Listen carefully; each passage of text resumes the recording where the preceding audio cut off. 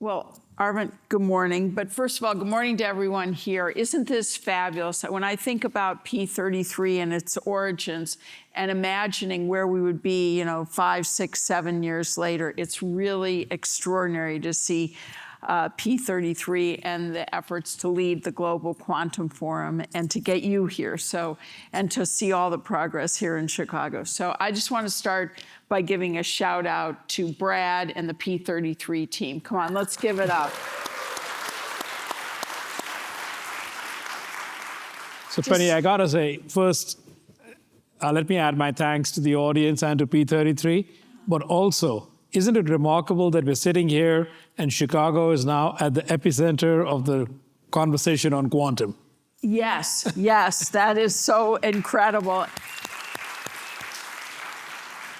And Arvind, I don't know if you ever knew my dear friend, Bob Zimmer, who was the president of University of Chicago. Unfortunately, he's passed away. He saw this 15 years ago and knew the possibility. So here we are, and it's just really incredible. Well, you lead one of the most iconic American companies in American history, frankly. And before we start talking quantum and other technology, tell us a little bit about your journey and how, and your personal background. You have such an amazing and fascinating background. Share it with all of us. So I am an Illini. So for all the other great universities that are here, and I will be forever and incredibly grateful and thankful to the education that I got there. I would tell you that I'll say it straightforwardly, and I have to them. I would not be doing what I'm doing without the support and the hard skills, both, that I learned there. That's fabulous. When I was finishing there, I wanted to go work in technology. And I had done a bunch of work in networking. So to me, okay, maybe the phone companies are a natural place to go. And I kind of looked at them and I said, okay, that's where I'm going to head to, talk to about a half dozen, including the research institutes. And then IBM said, you should come interview. And my reaction was, I'm not sure I want to interview. I already kind of made up my mind. And they said, why not? Worst case, you'll have a nice trip to New York City. So I said, okay, that does sound attractive. Yeah. So I went. But it sparked my imagination, because when you could begin to envision what computing was going to do, it became pretty obvious to me that computing was going to replace a lot of other technologies. And you could kind of sense that and see that. And that is what drove my excitement to go to IBM. And I think that forecast turned out to be accurate. It took 20 years, but computing began to slowly chip away and augment pretty much every industry and every technology. And that is what has always excited me. How can we use this to really benefit society? Because you ask kind of like what then drives me. If we can improve the quality of life and we can improve economic prosperity, and I'm a very strong believer, you've got to improve the economic prosperity, that opens up the aperture for what else you can do. And I think that's kind of been the history of this country. Yes, and your history too, definitely.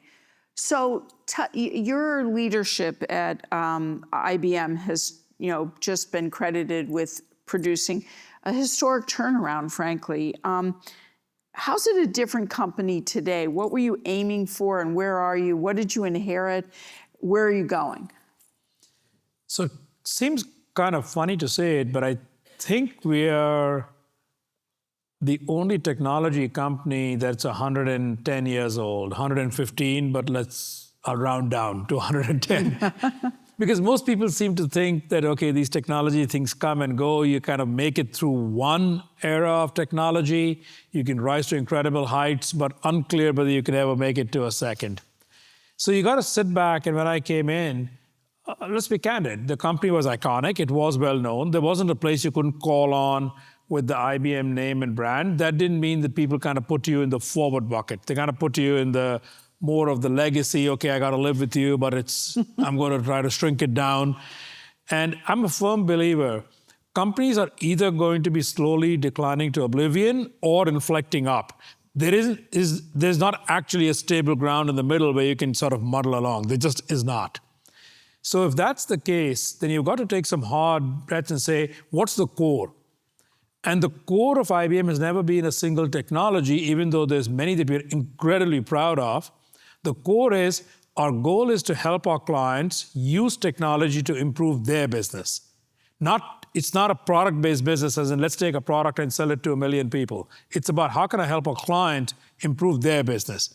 So if you go back to that core, you say, but that implies your high innovation, because commodity, the client knows it themselves. Commodity, you don't need our help. And so you've got to make some hard decisions about which things are high value, and the others are maybe important, but they don't belong in the company. And we made some pretty hard decisions in my first 2 years. We took out about 35% of the company. We divested it and spun it out, but that then unlocked the rest to be much more high innovation. And then you got to say too, we might have a lot of resource, but it's not infinite. So what are the 1 or 2 or 3 things that we're going to go focus on? So a straight focus on hybrid cloud and artificial intelligence, and really then everything else belongs and has a better home elsewhere. And so those sort of very tough decisions has allowed the last 5 years. And I would say, as a consequence, I think clients now put us in the forward bucket. The market rewards you, and you need the market because that ability to grow is what gives you the capital, the flexibility, the ability to invest. You can do more M&A, which brings in more technologies, and you kind of get into a virtuous flywheel. I mean, I know you understand that well, but for the room, that's why I kind of say there isn't a stable. You're either going to decline or you're going to inflect up. And the reason I think people get stuck there is inflecting up means you're making some bets. You are taking risk. And people get stuck on, oh my God, but if I take risk, that's worse than taking no risk. Well, it's a myth that you're taking no risk. Trying to not do anything is actually going to lead to oblivion. And sort of that's the... I completely agree with you. In my experience in business, you're either growing towards something or you're dying. Yeah. And you may not know you're dying, but you really are dying. And I think that's fundamental. And you've made these bets in hybrid cloud and AI, and now you're making a bet in quantum. Give us a perspective. We were talking a little bit before in the green room about where are we with quantum, and how should we think about quantum in its evolution compared to like a CPU or a GPU, which I'd never heard of a GPU 15 years ago. So give us some context. Sure.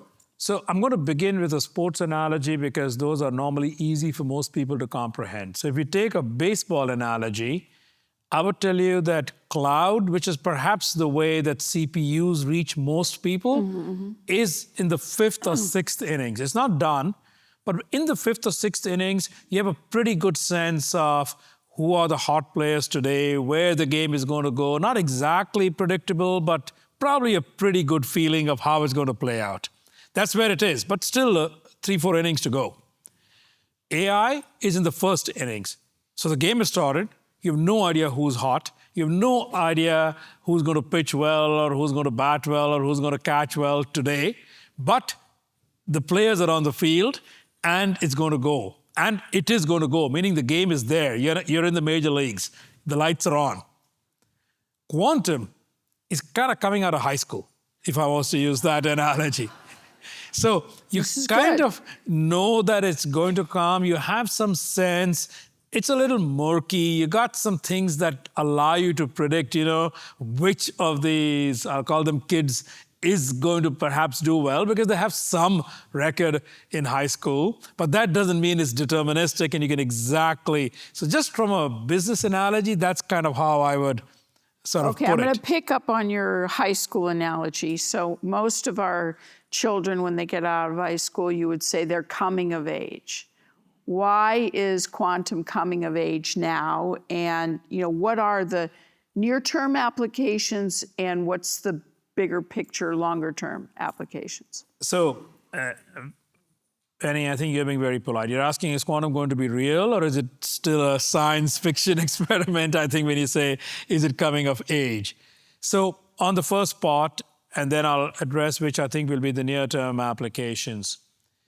So there's been a lot of speculation. Is quantum kind of real, or is it one of these things that while it's been postulated you can do it, you can't really do it? And to do that analogy, I think I got to be able to rely on people who are much better known than I will be or we will be. So Richard Feynman, an incredibly famous physicist at Caltech, he actually said in the 70s, there is nothing in physics which says quantum computing can't happen.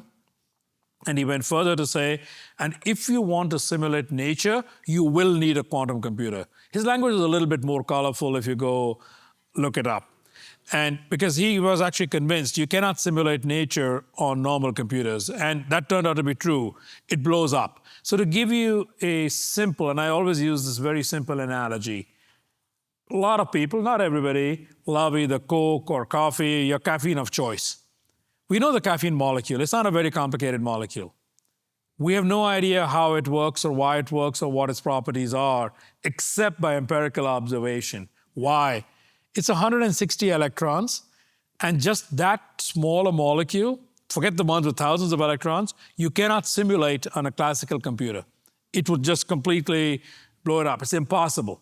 So this is probably when you mentioned Bob Zimmer or Paul, who's currently at UChicago, with his computational chemistry background, they kind of understand, yeah, you can write the equations down, but like there's no way to solve them on classical computers because every electron is interacting with every other, and that is the complexity of these systems, unlike everywhere else that we try to. So the set of problems you can go solve is now different. So what makes us think that we can get there? First of all, we are now in the range that thousands of physical qubits, to say the underlying technology of a quantum computer, are now possible to put together. Right. Now they are very error prone, they are very incoherent, so they very quickly decompose into noise, which is the nature of quantum levels of energy. So that we're not going to get away from those problems. But do we believe that we could find error techniques and other techniques for mitigation that are going to make these things possible to have at least hundreds of logical qubits? And we are pretty comfortable that's a 2, 3, 4 year path. And that's now an engineering problem from there to this scale. And if you have a couple of hundred logical qubits, you can solve some remarkable problems. I mean, like you heard on the video before we walked on, you talked about corrosion, which is how simple materials interact at the end of the day. You can think about lithium batteries to now answer your second question, which problems are going to be early on. So I think the world of materials, and by materials I don't mean complicated molecules. I'm not saying biologics and complicated, but materials as in lubricants, oil and gas, corrosion. I think that we are going to be able to go tackle all of these. One that I will hold out as we don't quite know how to get there because they'll need a bit more is fertilizers. Fertilizers today take about 3% of the world's energy. There is no need for that. We know in nature, bacteria can fix nitrogen with almost no energy, a few photons from the sun.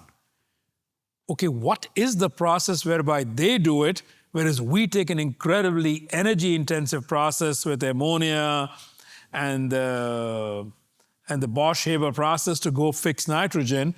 So that says there is a different one, we just don't know how. Could a quantum computer help us solve that? So that's one class of problems, and that also will help the energy equation. The second is going to be on risk. How can we do risk in the financial domain and do better pricing, better arbitrage, maybe better awareness, maybe portfolio analysis? So there's a whole second class of problems. And the third is going to be optimization. And I always put it like this. There are heuristics. If you tell somebody do fleet management, they kind of have an idea of how to go do it. 30% of all truck miles are empty and 30% of all containers are empty. Could we go get 5 or 10% of that?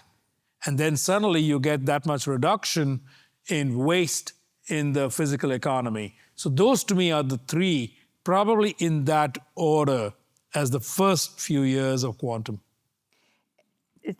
To me, it's incredibly exciting. Talk about the qubit for a minute. We were talking about the CPU, the GPU, the qubit.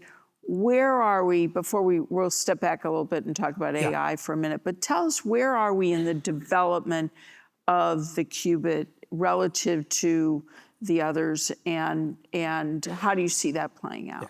So let me just go back to CPUs. So CPUs were formed because actually, and Illinois played a big role in this because John Bodine was one of the inventors of semiconductors, and one of the rare people to get 2 Nobel Prizes, by the way.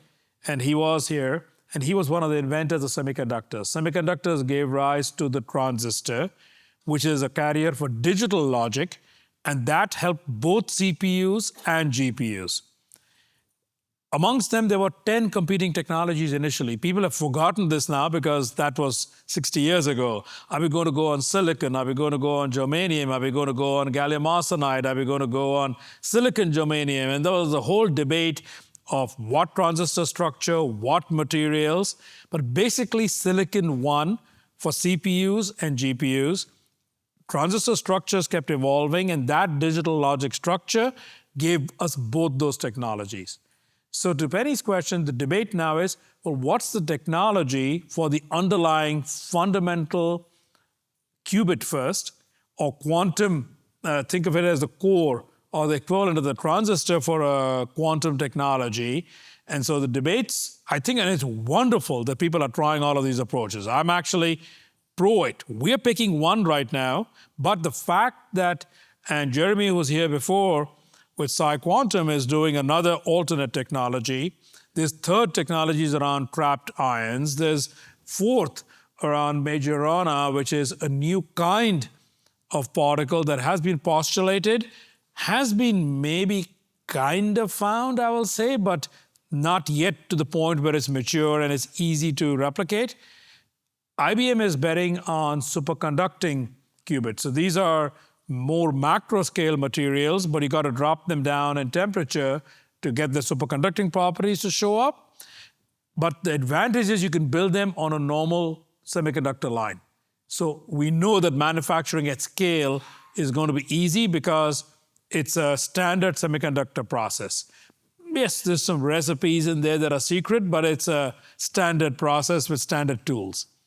So all of these are debates going on about which of these will give it, and then you got to get to, now a computer is not one, right? Like one transistor doesn't make a computer. You need, in the computer's case, you need millions, well actually today billions, but let's call it millions, to interact. So the second problem is going to be, how do you get all these things to interact, and then how do you control them as opposed to they just do their own thing? So those are all kind of the state of the art, which is why it's coming of age, hasn't yet come of age. It hasn't yet come of age. Well, thank you for that. That helps us with sort of appreciating the roadmap ahead. Let's step back for a minute and talk about AI, because obviously AI and quantum, I think, have a huge opportunity. You know, how has AI changed computing over the last decade? And there's still AI skeptics out there, although I have to tell you, all you have to do is use your whether it's Copilot or Gemini or ChatGPT or whatever, it enhances my life every day and my understanding of things. But there's some skeptics out there. First of all, how do you see? Obviously, IBM has made a big bet in AI. How is it affecting society, jobs, processes, our lives? Yeah. I'll use us as an exemplar, IBM. So we started down this journey beginning of 23, and we said, can we use AI to dramatically improve the productivity of the company? And we didn't actually say, and then result in total job loss and take that to the bottom line. We said, and then free up that resource to instead work on other things which AI is not going to do right now. So that's the journey we went down. So I'm going to take your process point. So we said, let's look at the processes which define the enterprise. And the process is meant to be, goes across the enterprise, because the way almost every modern corporation is organized in silos or in functional domains. And I'll sort of give that credit to, this can be given to many people, but I'm going to give it to Alfred Sloan, who probably came up with the structure of the modern corporation of today. Before that, it was probably all based on how militaries were organized, which was groups of 150 people and then building up into bigger. So when you go to functional silos, a process typically cuts across. So we looked at ours and we said, we have about 200 processes that define IBM. We have only made progress in the first 70. So let's give you an example. You can say onboarding an employee is a process. Keeping an employee for their whole life cycle is a process. That has many, many tasks in it. But if you think about it, many people say, well, isn't that all in HR? Well, of course not. Who onboards the employee? It's actually the team they're going to work in. It is HR, but you also get finance involved. You also get career development involved.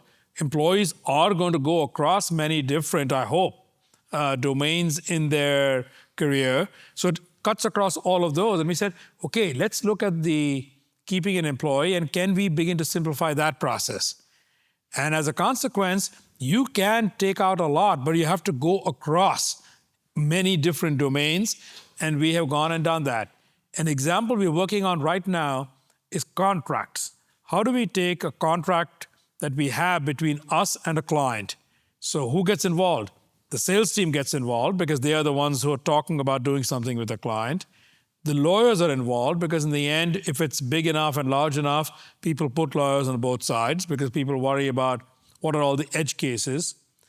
Well, we also have a contracts team who is kind of the heart of it. We also have a repository that in our case sits in SAP, but the sales team lives in Salesforce. So you go across at least these 4 different teams, and in the end, you got to record your contracts as cash, so that means finance gets involved. Well, do we need to look at it like that? Or could we have a very large AI engine that interacts with the sales teams and only spits out exceptions for all the other teams to look at once in a while? If you do that, that's going to save, in our case, about 600 people, that instead we can say, well, we'd much rather that you build more product or that you deliver more capability to our clients. And so there's an increase in one area, but a decrease in the other. Our number so far is 3.5 billion of hard savings, of which we have redeployed 2.5 into increased R&D and increased delivery. So how do we prepare and help our society, our individuals, our workforce for that transition? Because the person who might have been going across reviewing a contract may not be the person who could do new product development. So, and how do you envision that we should go about that? So they might not be able to do new product development, but can they become a great user of AI is the question I ask. So I do believe that, and I'm being sort of maybe in an unpopular point of view, what the work that can be done by somebody who is reading and doing effectively clerical work, which is, I want to make sure that this reconciles with either a set of rules or some other document, which is what I'm calling the lower level of clerical work. AI is going to do that better than people. And that is not a future statement, that's a statement of today. Mm-hmm. So there's no question about it. So that is going to happen. Now, how do you train these people and make them able to do other work? But you still have to approach clients. So it's not just new product development. You also have to approach clients. So if you can approach clients by leveraging AI and showing yourself as a user, not as an inventor of AI, and I think this is where people get confused. Most people know how to read. That doesn't mean you're a great author. That doesn't mean that you're going to write a book that is read by millions of people, because that's a different skill. So, but can you become a user of AI and then you become effectively much more useful to the enterprise and to the world that you interact with? I think that's where it has to go. But there is a fear factor. So we every summer take 2 weeks and we make everybody in the corporation, we don't force it, but we encourage them, go learn how to use these tools. The outcome of that is that actually at this point, about 80% of our people are no longer afraid of these tools. They're beginning to embrace them in their daily life. But it is 80 still, even though we make all of this accessible and we encourage them to do it, it's not everybody. And so that is the transition that we go through, the same as anywhere else. Despite all this, our total employment numbers are public. As a public company, we have to report them. They're pretty static.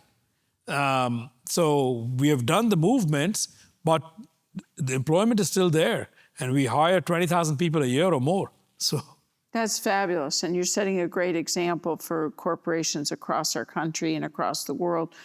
So let's come back now to AI and quantum. So what's the relationship between these two technologies, and how do you see them converging? And I know your alma mater, the U of I, is really doubling down on that. Dean Bashir has made that a focus, if you will. So I'm going to try to appeal to a little bit of thinking. So think that this room, the complete volume of this room, is all the problems that are interesting to us humans to go solve over time. CPUs can solve problems that are the chair that Penny's sitting on. So out of the whole room, just the volume of the chair is what CPUs can solve. If you look at GPUs plus CPUs, so AI plus normal computers, maybe you throw the couch in. Now, if you include quantum, maybe we are talking about this whole stage all the way up to the ceiling. So if you look at them, these are additive. So CPUs did some things really well, and people sometimes get confused. Yeah, is there some overlap between the couch and the chair? Yeah, sure there is. I mean, you could use the couch like a chair, but that's probably a misuse of the couch. So I kind of think of it that way, right? So you begin to add, and then you add these other problems. Because what is quantum good at? It's good at solving problems that are coming from nature or that are probabilistic in nature. At least today, that's what we know. If that's the case, then you're not going to query a quantum computer for what's my bank balance of last night. That's much more of a CPU problem. Then if you say, but I want to read a bunch of documents, that's much more of a GPU problem. But I'd like to simulate nature. I want to know how this lithium hydride battery might work. That's a quantum problem.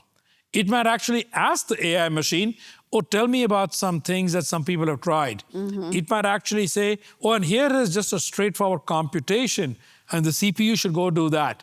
So the three are going to work, I believe, in conjunction to solve these better problems that we are going down. And that is how AI and normal computers work with each other. Ditto, I think, QPUs will work with the other two to begin to go forward. And that's the excitement. And that is why they go together. Do we believe that quantum can speed up AI? Yeah.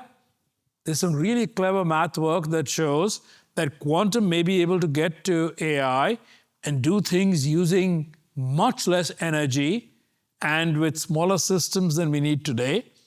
And if that happens, that's wonderful. That would decrease the energy requirements for those tasks, at least, by maybe 100 times. So let me ask you about why Chicago? Why Illinois? Why did IBM decide this is where I'm going to develop my advances in quantum computing? And so tell us about what brought you here. So you got to look for how is all this going to work? So number one and most important, do you need a government that believes that quantum can happen? Okay, check. You got that here with the governor. Two, initially, it's going to be the smartest scientists who are going to help unlock this. So you got Illinois with the dean and the whole engineering school believing in it and all their investments in IQMP. You got University of Chicago with a very strong culture around computational science that goes back, people forget, I mean, all the way to the Manhattan Project. That was computational science, right? That kind of led there. You got two national labs, and you got other universities that I believe can tap into this, be it Northwestern, be it UI at Chicago. So if you got all this, where else are you going to go do all this? Okay, there could be 3 or 4 places in the country, but there aren't hundreds and there aren't thousands. But the fact that the state was willing to bootstrap this by finding locations, etc., and then I go into, and then what makes quantum happen? In the end, the value lies in the use. The value doesn't lie in inventing it. Yes, the vendors will make money by inventing it and selling it, but you got to use it. So the fact that the governor saw this, the University of Chicago saw it, Illinois saw that by saying, can we now create a quantum algorithmic center where we can unlock value for hopefully, I believe, not 10 or 20, but 500 startups. And then we contribute into that by putting hardware into it. And others also should put their own hardware into it. But then the users will be able to say, okay, how can I get going? How can I unlock the algorithms faster? That will unlock a whole set of value in the ecosystem, and hopefully then the country is how I believe it'll go. And that is why Chicago. This bringing together of the various constituents is something that we've been good at in Chicago and in Illinois, but really getting focused on a new technology is sometimes really hard for people to wrap their arms around and come together. And so I'm particularly proud of our city and state and our universities and our labs. And P33 played a huge role in creating that, bringing everyone to the table. And so I'm very excited about that. Let me switch topics for a minute. Leadership. Obviously, you're an outstanding leader and someone who's led, a lot of change in an organization that you know and have been a part of. How's leadership changed for you personally and in general over the years? And how do you use those skills to navigate, and help lead a large organization? What can we learn from you about how to be a better leader? Early on in my career, if you had asked me, I would have said strategy, or rather what exact capabilities you're inventing or giving is number 1. Talent is number 2. And the culture of an organization is number 3. With the years, I've now flipped my order. I would tell you culture is the most important, and it's not my phrase, it's somebody else's, but now I really viscerally understand it. When I think it was Larry Bossidy who just died, but it may have been somebody else who said, culture eats strategy for breakfast.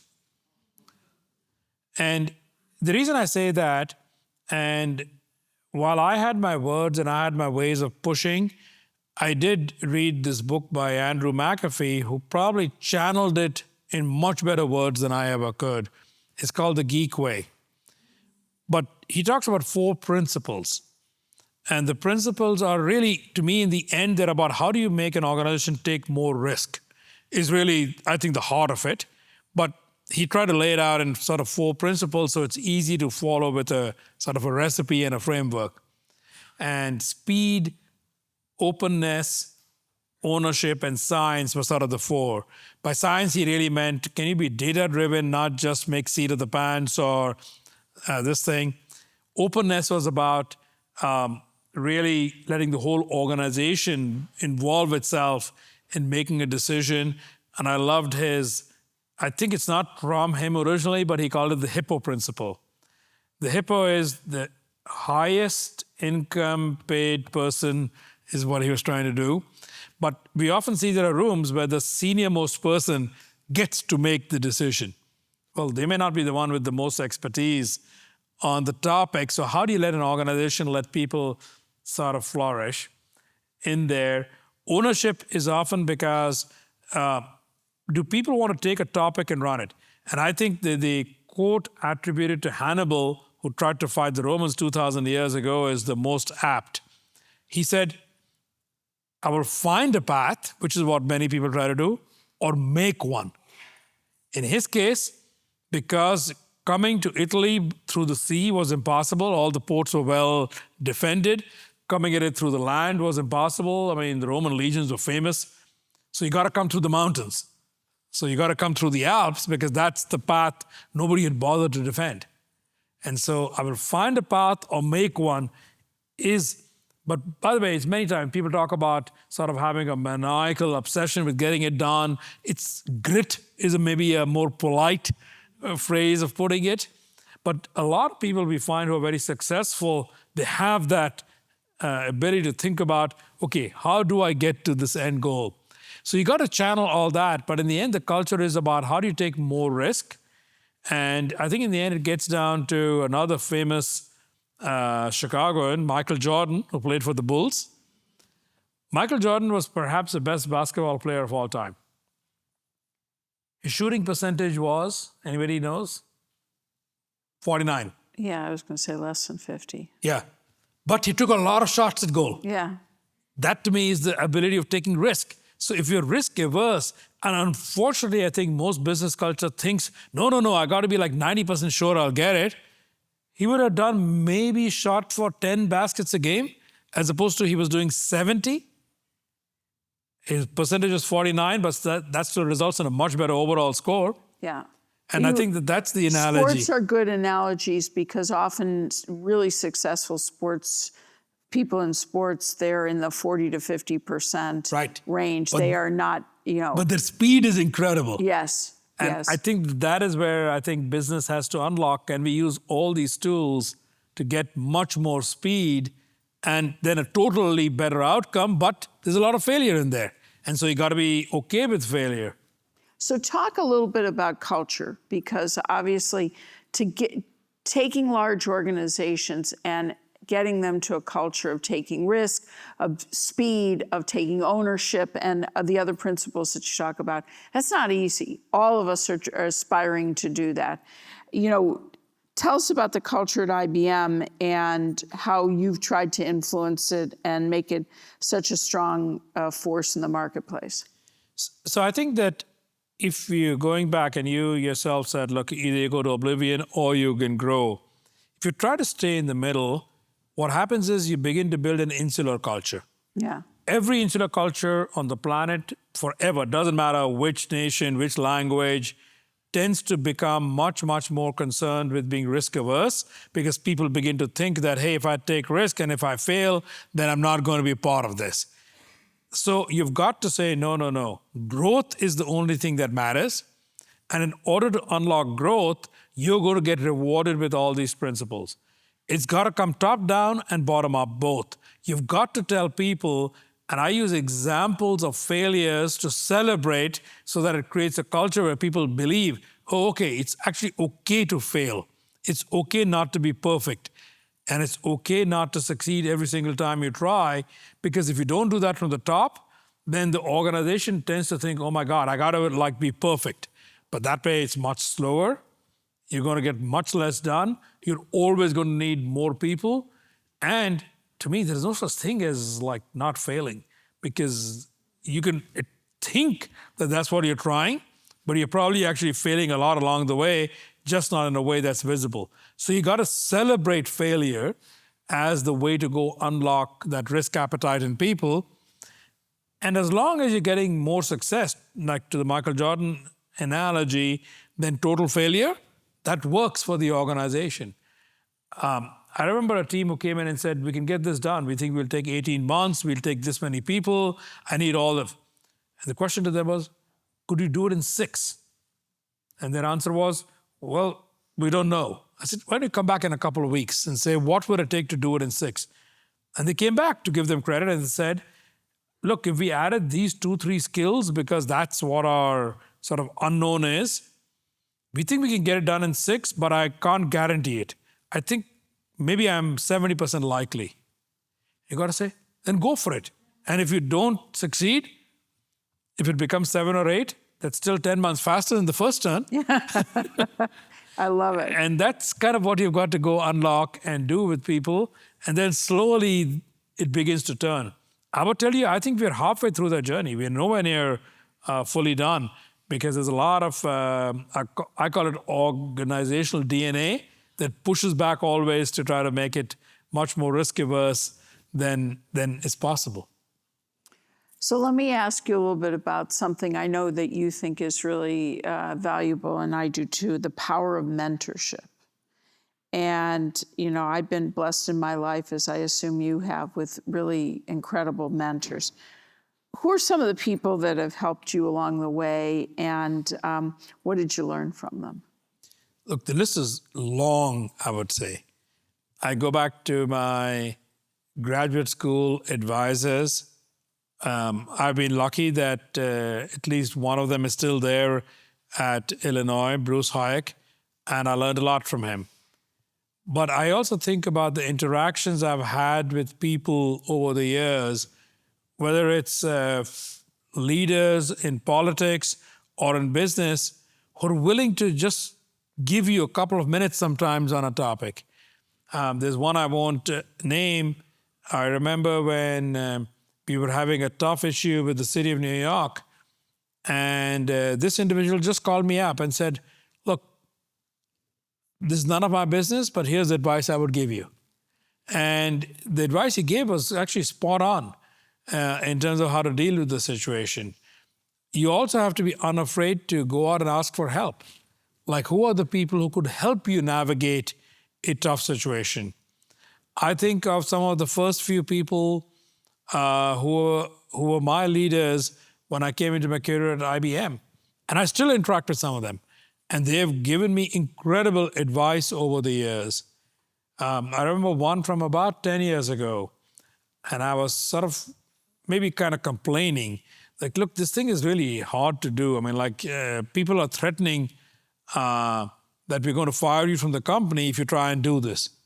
And they looked at me and said, well, if that's the threat, then you should live in the pleasure of being fired as long as you think you're doing the right thing. And that's incredibly freeing, and that was advice. He didn't really mean that you should go and look for opportunities to get fired. What he meant was that, but if that's what they're threatening, as long as that's the right thing, then be free. And Yes. that was just freeing to think about it like that, because too many people will tell you, oh, I'm not going to do that because it might get me fired. And you kind of look at them and say, but if that's the right thing, then that's where you should live. And I actually believe that, look, if you're good and if you're marketable, then why are you living in fear of a particular job or a particular constraint? That's self-imposed. Yeah, definitely. I think that mentorship is something that can be very formal and it can be very informal. As you said, someone who you don't really know calling you and offering advice. It can be the opportunity to reach out to someone who you want to help you, and often people are very generous with their time. And it's something I encourage our young people to seek mentorship, not just coaching, but seek, you know, and don't be afraid. What's the worst that happens? Someone says, I'm sorry, I'm too busy. Well, then they weren't going to be that helpful anyway. Most people want to be helpful, and I think mentorship. But mentoring to me is about how you improve yourself and improve an opportunity. Yes. Mentoring is also not, well, why am I not getting this promotion? Can you make it happen? Yes. And people mistake the two things often. Mentoring is about helping you find a better path. Exactly. It's not guaranteeing you the better path. That's where I was going. There's definite agency in mentorship, and it's really important to realize that mentorship is about not just hearing something, but it's about internalizing and what are you doing with that advice. You know, Arvind, I could sit here all day and ask questions, and I really, I know that I'll speak on behalf of our audience. We are extremely grateful for you, for your joining us today, but we're also really excited about the fact that IBM has planted a major flag in our city and is participating in our quantum revolution. So thank you. Look, we are committed to it. We are excited by it. We think we're going to make something great happen here. And the whole area of quantum algorithms, I really believe Chicago can be at the heart of this for the planet, not just for the country and for the universities. Thank you. Well, on behalf of everyone in our quantum ecosystem, please keep proselytizing. Come to Chicago. We will do that. Right. Thank you.